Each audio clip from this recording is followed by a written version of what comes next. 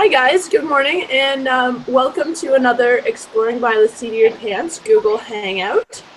Today we have Mrs. Berry from Texas, Mrs. Evershed and Mrs. Kelly from Brampton, Ontario, Mrs. Dominski from Niagara Falls, Ontario, Mrs.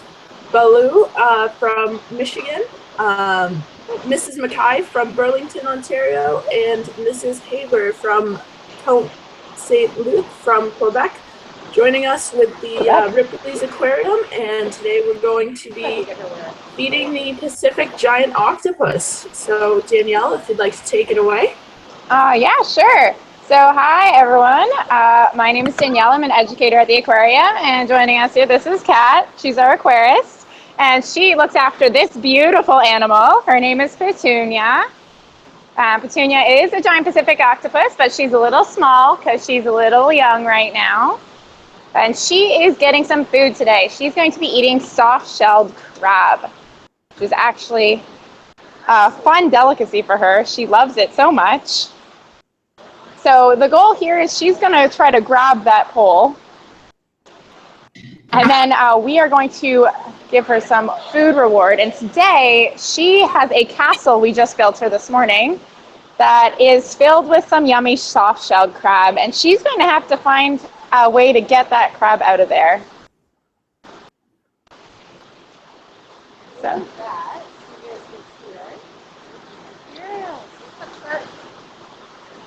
And you can see she has taste buds on those suckers on her arms. And yes, it is one of her favorite meals, and her suckers are very strong. Kat, how many suckers does she have?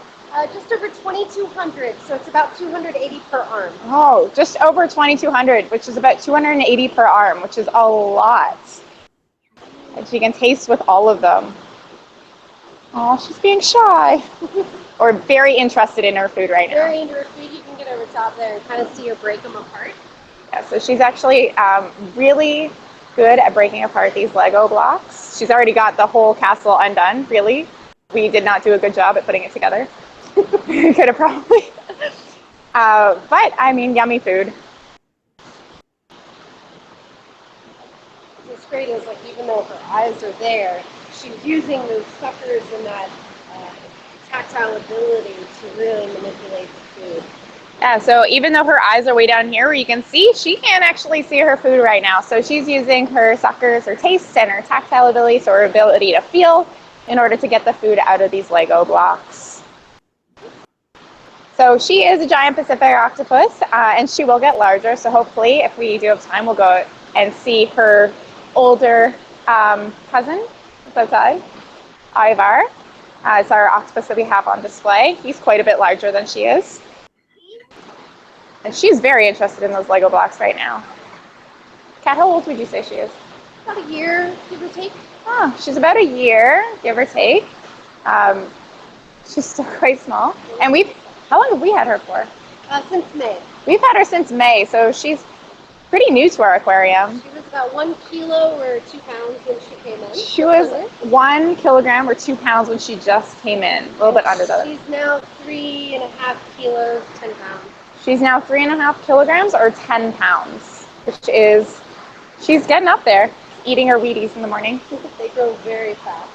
They grow very fast. They do have a short lifespan, so most often they live to 4 years old. And watch her take that piece of food. She'll take it right to the mouth in the center. Yeah, there's a piece of fish that she's moving between all of her suckers all the way into the middle.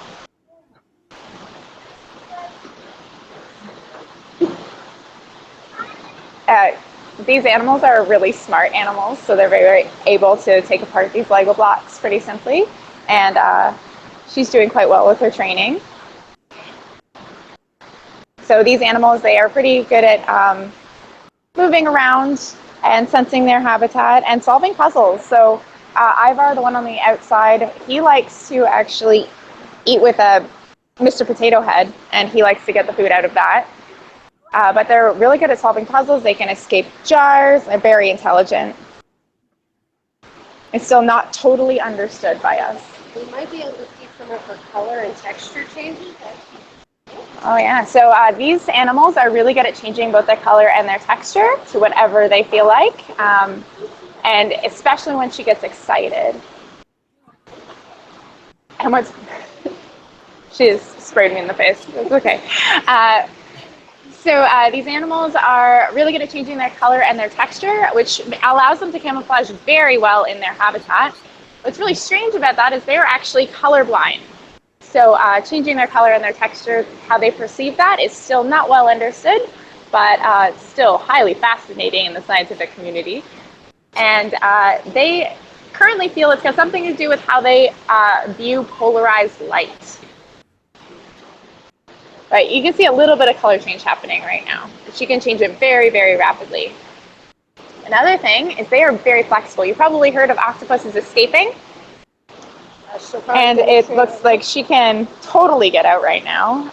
We wouldn't want her to, because if she escapes through one of our drainage pipes, she won't end up in the ocean, because we are in Toronto and our drainage pipes don't go there. But they are pretty good at getting through small openings. When we have this all closed up, there are a whole bunch of clasps to make sure that she doesn't escape. Although she's not strong enough yet, she will be when she's bigger. And they can fit through any small hole that is, okay, she's bubbling.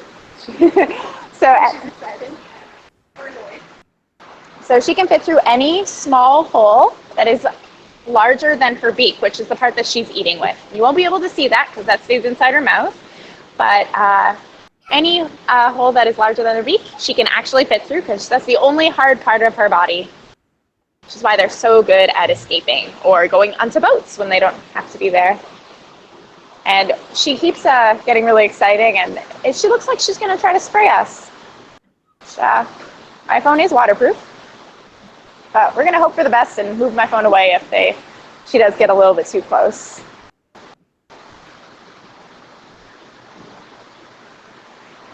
So I'll just tell you some background information about our aquarium. So our aquarium is the first Ripley's aquarium in Canada. There are 3. We are the newest of the 3, and we are about 3 years old actually right now, just over 3 years old. And we are the largest indoor aquarium in Canada.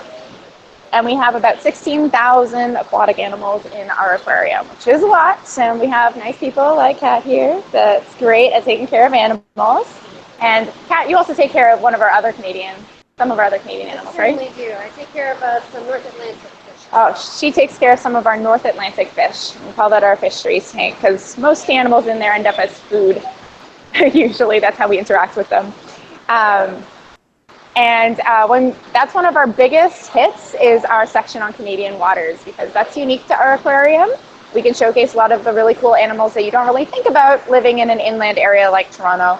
But we have 3 oceans touching our wonderful country, and we showcase a lot of the animals that live there, especially here, Petunia. She's from the west coast of Canada, Pacific Ocean.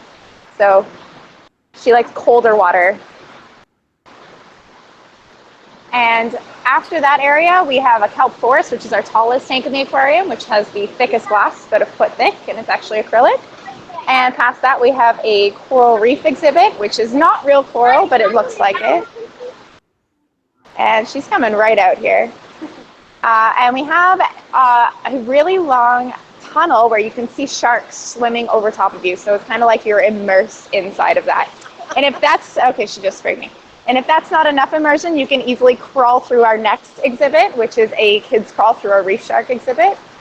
And we have a fun discovery area where you can touch horseshoe crabs, which is my favorite area. And after that, you see all of the pretty fish. So we have 1 tank of real coral, some lionfish, electric eel, piranhas, seahorses, and we also have some stingrays and jellyfish. And the stingray touching area and the shark touching area, very at the end of our aquarium, close to our gift shop, are definitely our biggest hits. And we do have some shark eggs as well that are really cool to look at. Easy for me to spend the whole 6 hours here, even if I wasn't working, because it's just so entertaining to look at these beautiful aquatic animals.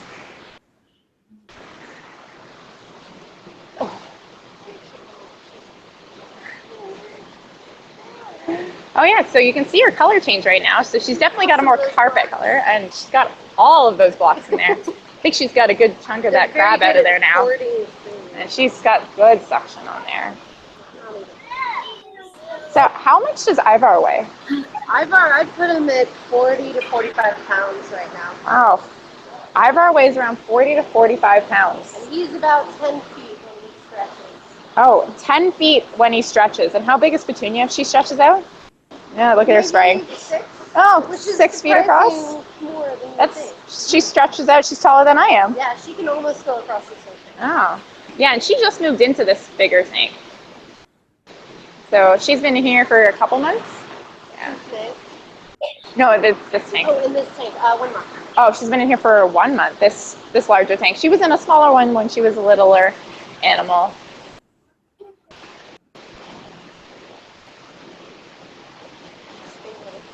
So you might be wondering why we have 2 octopuses, and one of them is back here so that she gets trained so that she can be on the outside, and Ivar is on the outside so we can show our guests, and at some point, hopefully, we can swap the 2 of them out so Ivar gets a break.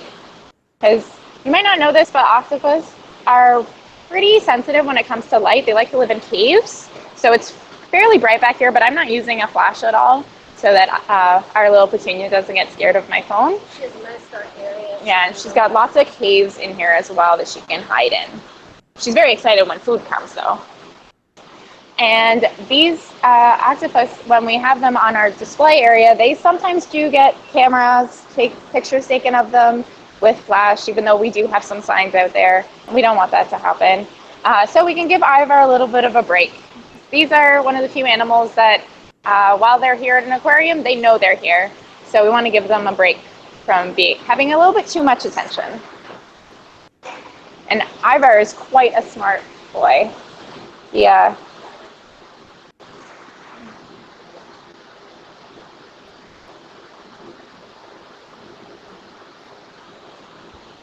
And you can see she does have other toys in here. So there is a cup down here at the bottom of her tank. See if I can get a good shot of that. Yeah, right there. And then she also has some other clams and buckets and a fun ball that used to belong to our baby stingrays and a cute young children's toy. Oh, wait. Rubber ducky. She loves duckies. I can hide food in there. Oh, you can hide food in there? Yeah. Ah. So handy. We'll make little Easter egg hunts. Oh, apparently we make some Easter egg hunts for these animals, which is great. Yeah, they're usually the young children's toys work the best for octopuses.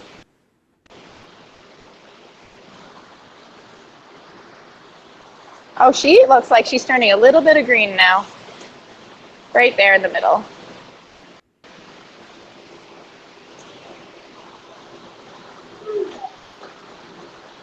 And if you want to see where we are in the back and what it looks like, we are in the Canadian Waters area, and Ivar lives right over there, but you can't see any part of his exhibit from here because he's on the back end of that.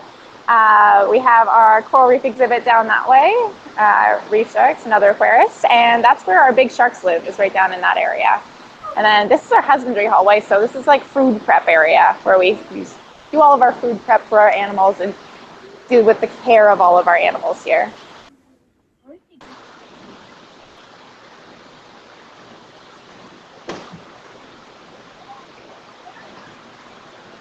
Coming right out. You must taste good, Kat. Yeah. Yeah. It always helps to be the person that brings the food. It always helps to be the person that brings the What's food. great is they can tell people apart just by the taste. Oh, they can tell people apart just by the taste. And they also have facial recognition too. And they have facial recognition, which is great. That's much better than I do. I sometimes can't tell people apart.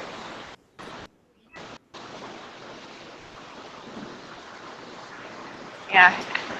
She's getting quite good at spraying with her siphon, so I'm being a little cautious. Hopefully she won't spray at me, but okay. I know. I think you're safe right now. I'm safe right now, yeah. Hopefully.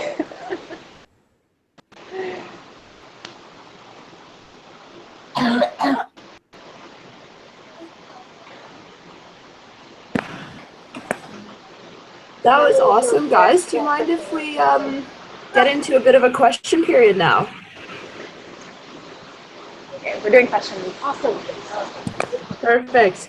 We'll start with Mrs. Mackay's class.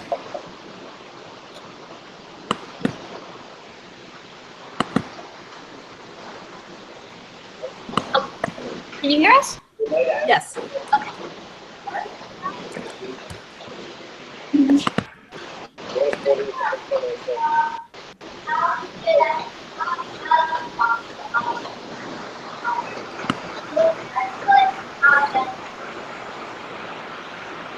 you hear that? The question was, how does the octopus change color? Oh, the question was, how does the octopus change color? All right. So they have these specialized cells on the outside of their body, and they are called chromatophores. And I know that's a big word, but it pretty much means that they are special cells that are able to change color to whatever texture and color that they want to. And actually, all cephalopods, so that's all the relatives of an octopus, so squid, cuttlefish, are really great at changing color as well. Not so great at changing texture. That's really an octopus thing. But we still don't understand how they do it that well. So we know that there's these cells they have on the outside of their body, and we know they're really good at it, and they can change to whatever they want. But how they interpret what color is, we still don't totally understand. Awesome. And why don't we take a question from Mrs. Bilau's class now?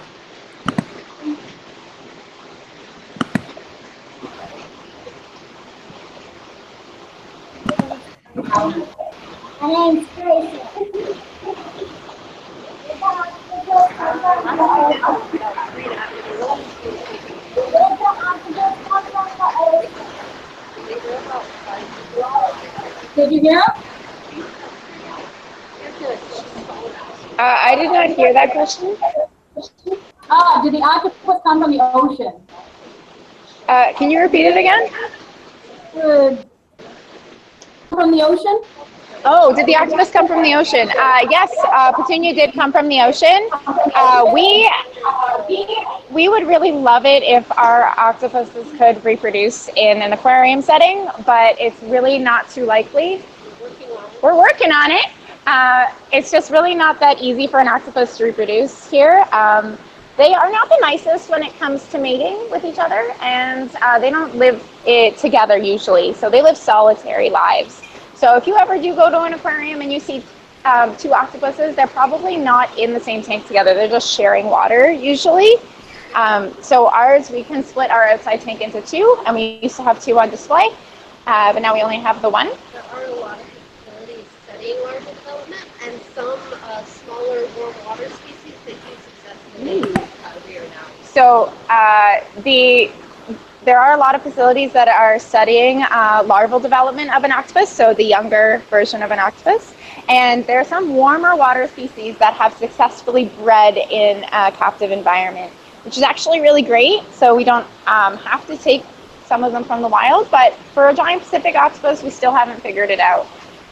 So she did come from the wild, and so did Ivar, who's on the outside.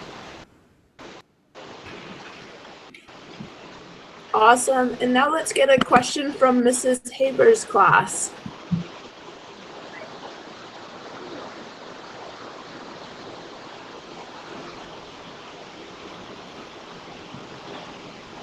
Maybe.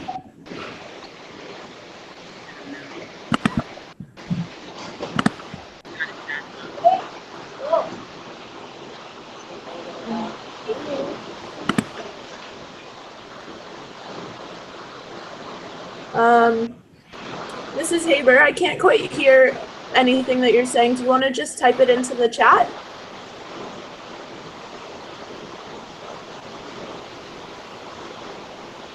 Okay, we'll move on for now to Mrs. Evershed's classroom.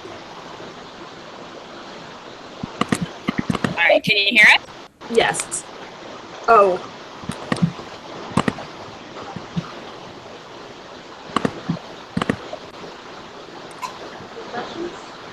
Technical difficulties. Fair enough.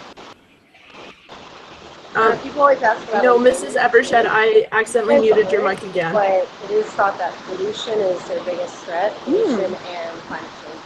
Are you able to hear us now? Yes. But otherwise, this species is doing really well. A lot of people like them. I don't. Octopus is cephalopod. Are you gonna come up and see us soon? Are you gonna play Friday? I didn't quite catch that. I didn't quite catch that. Is an octopus a cephalopod? Oh, yes, an octopus is a cephalopod. So if you're not familiar with Latin, cephalo is a fancy word for head in Latin, and pod means foot. So these animals are pretty much head-foot, which if you look at them, it's a pretty accurate name because they pretty much only have a head and feet. And fun fact, these are called arms and not tentacles. So an octopus only has 8 arms and has 0 tentacles. Squid, which is their close cousin, has 8 arms and 2 tentacles. So the easy way to tell those apart is an arm has suckers all the way down, and a tentacle only has suckers at the very end, which they use to grab their food. And the octopus don't need those because they have a different body plan.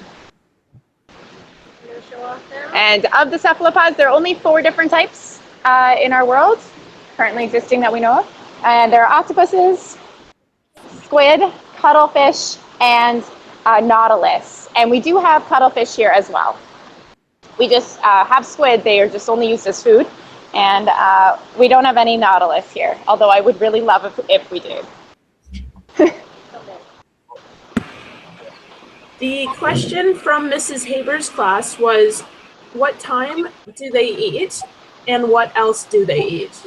Oh, what time does she usually eat and what else do they eat? Very good question. So normally I feed her in the afternoon, so this is a little early for her. So normally they get fed in the afternoons. This is a little bit early. Feed her, she gets about 1% of her body weight per feed. And she gets about 1% of her body weight per feed. And favorite food is crab. Oh. Any sort of shellfish, clam, shrimp. But we do throw in fish because these guys are opportunists. Oh, so her favorite food is crab, but we do throw in, she likes shellfish, so crab and shrimp. Clam. And clam. Sometimes she tries to eat me. And sometimes she tries to eat cat, probably because you prepared the food. And every so often we do give her fish as well. She got a little bit today. But they're opportunistic, so whatever food does come their way in the wild, they will end up trying to get that food. When do they normally hunt in the wild? When they're hungry, but they are primarily a nocturnal or a dusk animal. So they'll normally hunt at dusk or nocturnal, and so that means at nighttime or just when they're hungry. So just like us, we are pretty lazy. If we don't want to do something, we probably won't, and most animals are the same way. When these guys are not hunting, they are especially sedentary. So when these animals are not hunting, they are, to quote Kat, especially sedentary, which pretty much means that they are going to try their best to stay as still as possible and use as little energy as possible so they don't have to, go out and hunting 2 extra amounts. Because remember, here we spoon feed our animals, so it's a little bit easier for them. But in the wild, they have to go out and hunt things that are alive and can run away. So it's a little bit easier life that they have. Oh, and apparently she occasionally gets a live crab. She enjoy eating live crab? She loves it. She stalks it and hunts it. Oh, she loves eating live crab. So that's a fun. Creating like an octopus cat toy that she can chase around. Yeah.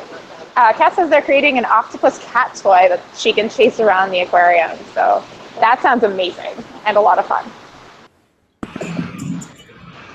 Awesome. Next, we'll get a question from Mrs. Berry's classroom.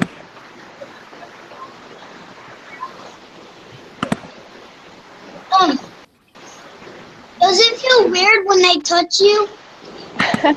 Does it feel weird when they touch you? Actually, it kind of does if you're not used to it. It's a suction feeling. So if you've ever played with one of those suction cups that sticks on windows, it feels a lot like that, but smaller and way stronger. And it makes a snapping noise when they come off because you're breaking the suction. Kat, you're used to the feeling, right? Yeah. Yeah, she's used to the feeling. It's exactly as you would imagine, but way less slimy. A lot of people think they're slimy. They're not. So it feels exactly as you would imagine, but way less slimy. So they're not slimy at all. They're just soft, which a lot of animals that live underwater, a lot of people do think they are slimy, but they're not. Some animals, like a stingray, secrete slime over their body, but most of them don't. So it just depends on the way their bodies are made up. So these guys aren't actually slimy. And now we'll get a question from Mr. McNaughton's class, who joined us a little bit later.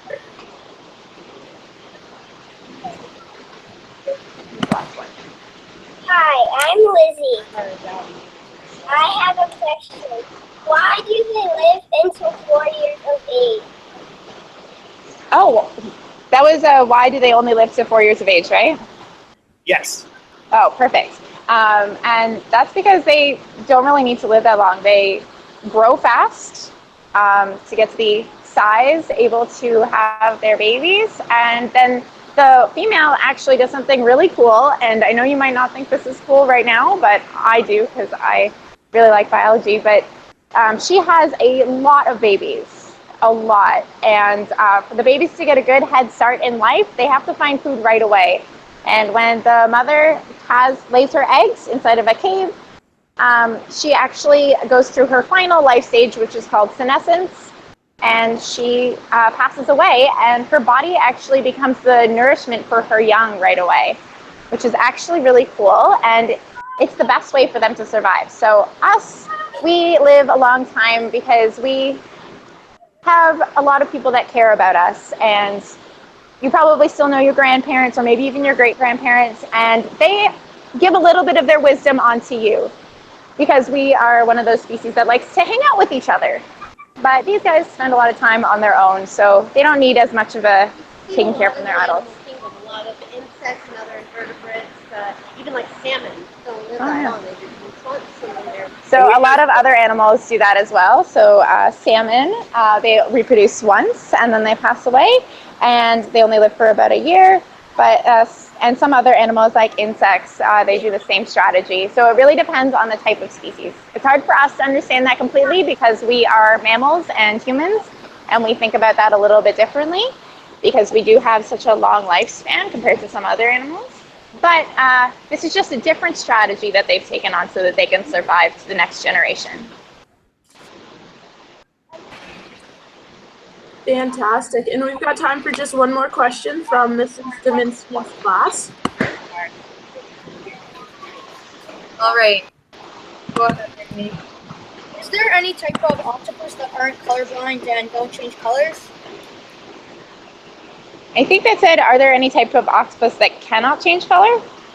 Yeah. Yes. Aren't colorblind. Okay. Very good question.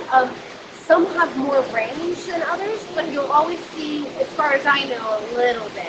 All right. I So imagine the deep waters maybe would have less. some have more range in color than others, and that was a very good question.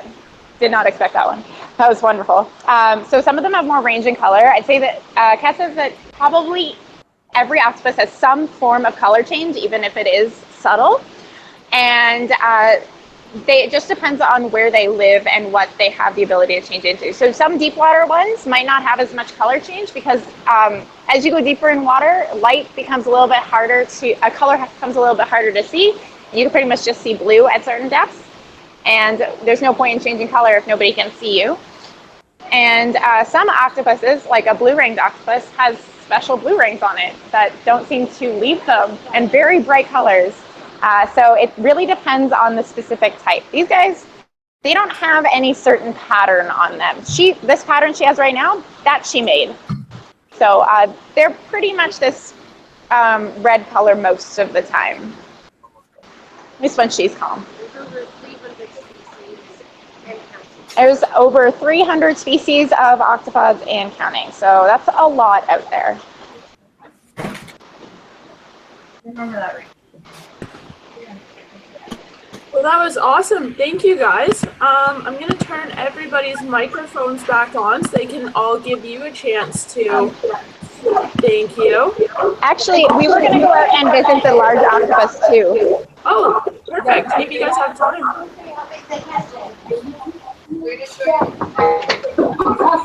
All right, so we're actually entering our aquarium. Look at the aquarium. And there are some guests here in our early morning. He's up here. And he is. So his name is Ivar the Boneless. I'm just going to get back so you can see his whole body. He's giant, and he's actually moving around, which is exciting for the morning. And person for size reference. Oh, yeah. So you can see how large he is. He's very large, and although this exhibit does make him seem a little bit larger because of the way the glass is bent, it's not really taking away from too much of his size because he's really large. 10, 11 feet stretched 45 pounds, around 10, 11 feet stretched out. And he is active today. Oh, it's food day for him. That is why. And you can see the large size difference between these two. Even like the suckers on him are huge. That's my hand for reference. Perfect. And that's right up against the glass too.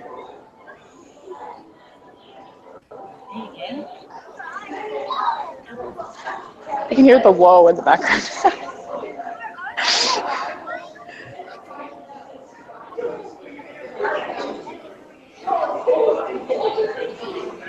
You might want to show like his whole exhibit too, like he's got a lot of room. So he does, like, this looks really small, but he does have a lot of room. So there's a tube here. You can kind of see. I can touch it right now.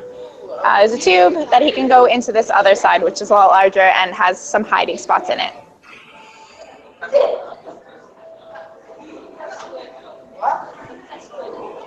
And notice there's no fish in here. Oh, and there's also no fish in here. Exhibits, I think. So most of our exhibits, we have extra animals in there just hanging out, fish, but well, Ivar might eat them. Sea stars and sea cucumbers. We have sea stars and sea cucumbers in here as well. So there's a sea star there, and I don't see a sea cucumber yet. I know there's anemones in here as well. So we have some cold water anemones, which are really large and can actually move. And the sea cucumbers, they look like spiky logs. I don't see any.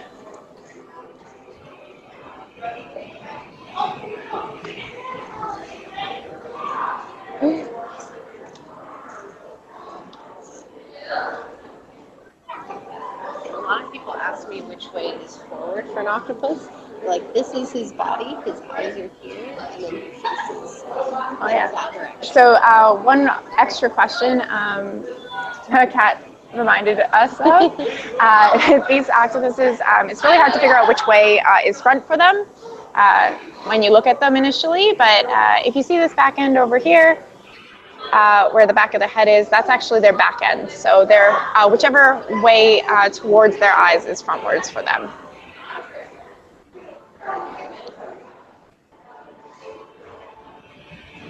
Ooh.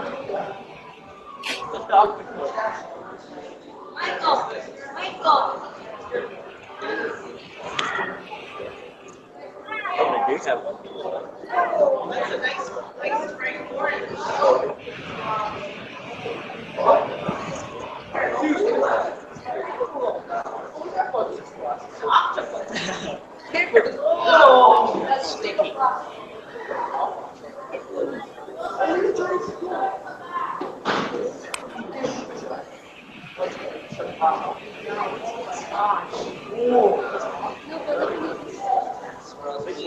Okay, so we do have some classrooms that have to get going, so I am going to turn the mics back now so that they can all say thank you to you guys. This has been excellent.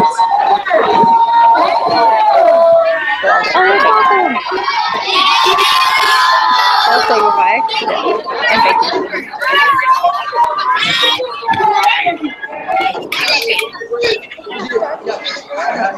That's cool.